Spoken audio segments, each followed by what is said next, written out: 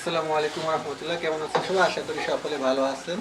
তো আমাদের বাবুর্চি আজকে রান্না করতেছে। কি রান্না করতেছে চলুন দেখি। আমাদের বিশিষ্ট আয়েব ভাই তো রান্না করতেছে, সে খুব রান্নায় পারদর্শী। আজকে তার রান্নাটা দেখবো কি রান্না করতেছে। তো দেখুন যে কিভাবে রান্নাটা করতেছে, দারুণ। আর এটা কি ভাই? তা বেশি হয়ে গেছে। ও, এটা বেশি হয়ে গেছে যার কারণে ওঠায় রেখে দিয়েছে। তো আমাদের প্রবাসীদের রান্নাবান্নাগুলো এরকমই হয়, নিজেদেরকে রান্না করে খেতে হয়। তো টাটকা মুরগির মাংস, এগুলো কিন্তু ফ্রিজের না, সরাসরি ফার্ম থেকে কেটে নিয়ে আসা হয়েছে।